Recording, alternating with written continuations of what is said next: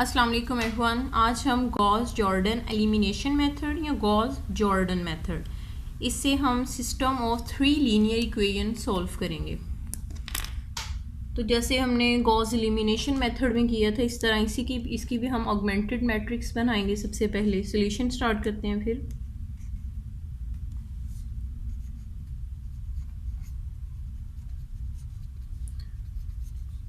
Augmented matrix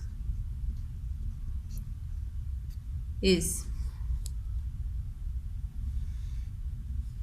coefficients लिखेंगे x1 y3 z1 और इसी तरह से यहाँ पे line constant 10 x1 y -2 z -1 constant -6 x2 y1 z2 और कांस्टेंट 10।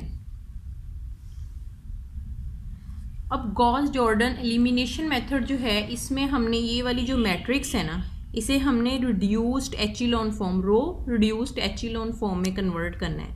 और वो क्या होता है, उसमें ये होगा कि हम ये वाली जो है ना, ये जो लेफ्ट हैंड साइड है इस मैट्रिक्स की, उसे हम आइडेंटिटी मैट्रिक्स बनाएंगे। 3x3 identity matrix, which is यहाँ पे गए डायगोनल एलिमेंट्स जो हैं 1 होंगे, 1 1 1, और बाकी ये जो बाकी के एलिमेंट्स हैं ये 0, तो ये आएंगे 1 0 0 0 1 0 0 0 1।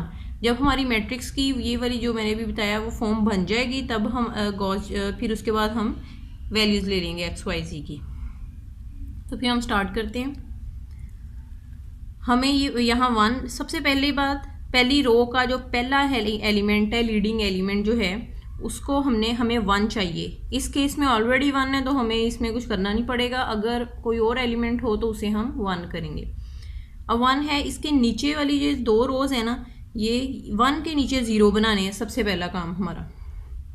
तो वो हम किस तरह से करेंगे देखते हैं। अगर R1 को माइनस कर दें R2 से, या फिर R1 को हम नेगेटिव से मल्टीप्लाई करते हैं, इसे ऐड करते हैं R2 के अंदर, चेंज आएगा R2 के अंदर। दूसरा, अब हमें यहाँ 0 चाहिए। अगर हम R1 जो है इसे मल्टीप्लाई करें -2 के साथ, तो इसे ऐड करें R3 के अंदर, यहाँ चेंज आएगा R3 के अंदर, तो हमारे यहाँ दोनों साइड 0 बन जाएगा नीचे। नेक्स्ट हम मैट्रिक्स बनाते हैं।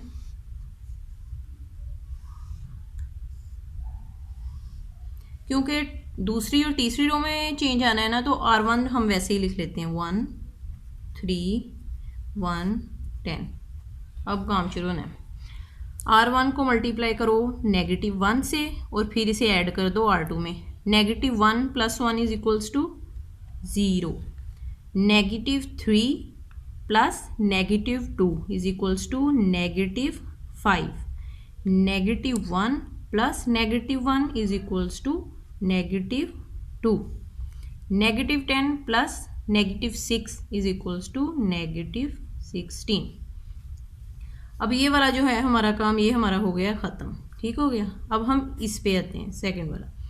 -2 multiply -2 plus 2 is equals to 0। -6 बनेगा, ये -2 × 3 is equals to -6 plus 1 is equals to -5। -2 plus 2, ये हो गया 0। -2 से मल्टीप्लाई किया -20 प्लस 10 इज इक्वल्स टू -10। अब हमारा दूसरा जो होता है यहाँ पे, क्योंकि हमें डायगोनल एलिमेंट जो है ना ये चाहिए, यहाँ पे 1 1 और 1। अगर देखो तो यहाँ पे तो 1 है नहीं, तो हम पता क्या करते हैं, इन दोनों रोज को इंटरचेंज कर लेते हैं। R2 को इंटरचेंज करते हैं R3 के साथ। तो दोबारा से मैट्रिक्स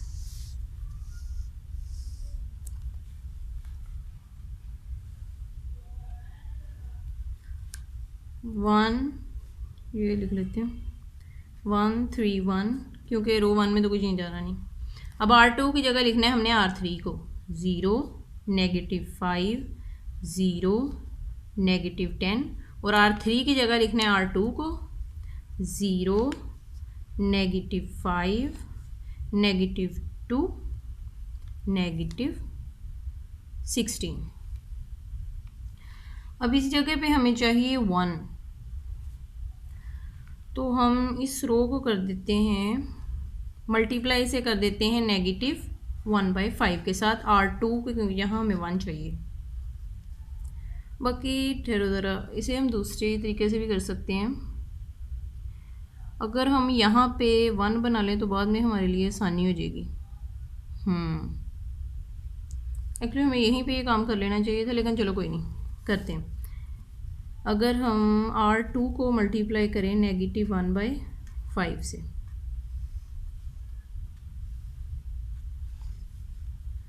1 3 1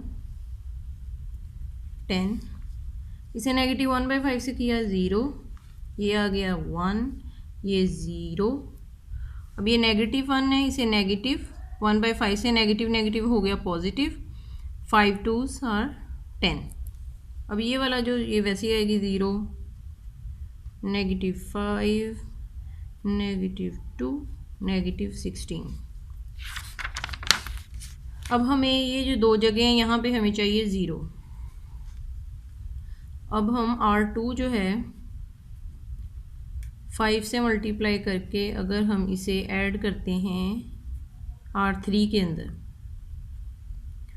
ये चेंज आएगा R3 के अंदर, और यहाँ भी हमें 0 चाहिए। अगर हम R2 को मल्टीप्लाई करें -3 के साथ और इसे हम ऐड करें R1 के अंदर, चेंज आएगा R1 के अंदर। चलो देखते हैं क्या बनता है। अब R1 और R3 में चेंज आना है। सेकंड रो हम वैसे ही लिख लेंगे 0 1 0 2। अब सबसे पहले ये वाला करते हैं। R2 को हमने 5 से मल्टीप्लाई करना है, यहाँ पे तो 0 ही आ जाएगा ना, इसमें भी चेंज नहीं है। 5 1s are 5 plus -5 is equal to 0। ये 0 था यहाँ, तो ये -2 ही रहा। इसे हम 5 से 5 2s are 10 प्लस इंटू -16, ये आया -6 आया हमारे पास। नेक्स्ट ये वाला हमारा ख़त्म हो गया। अब ये वाला करते हैं स्टार्ट। -3 से R2 को मल्टीप्लाई करना है और इसे ऐड करना है हमने R1 के अंदर। ये तो ये 1 वैसे ही रहा क्योंकि 0 से जब -3 मल्टीप्लाई कोई चेंजेस नहीं है। अब R को -3 से मल्टीप्लाई -3 इसे ऐड किया R1 के अंदर, -3 + 3 इज इक्वल्स टू 0। ये 0 था, यहाँ रहा 1, और ये वाला अब हम देखते हैं 10 था, 2 को मल्टीप्लाई किया -3 के साथ, आया -6, इसे प्लस किया 10 के अंदर, ये आ गया 4। अब हमारे यहाँ 1 इसके 0 बन गए। इस जगह पे अब हमें 1 चाहिए ताकि हमारा डायगोनल जो है वो 1 हो सके, ठीक है। तो अब इसका हम करते हैं, इसे मैं ज़रा फोल्ड कर लिखता आगे पता चल जाए हम क्या कर रहे हैं।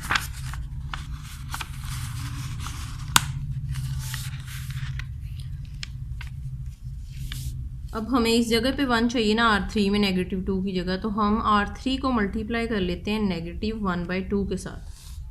-1/2 R3।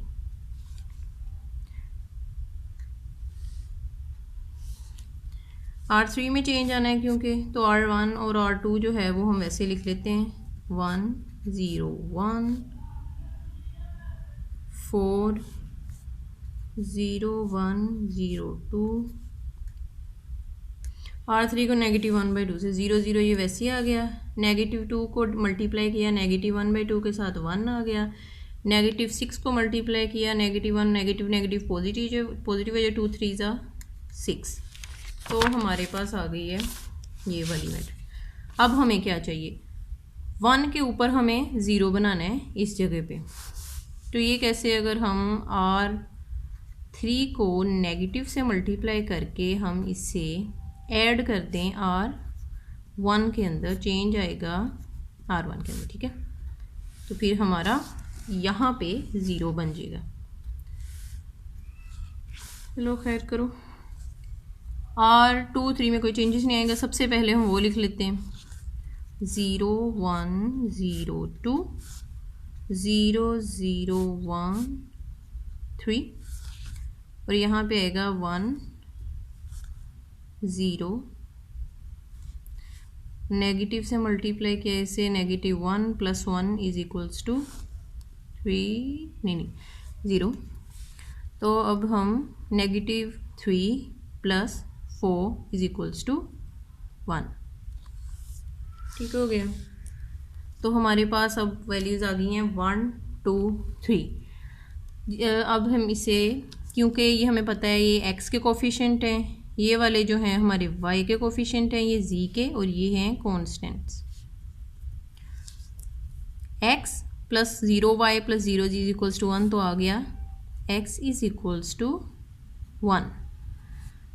इस तरह y = 2, z = 3।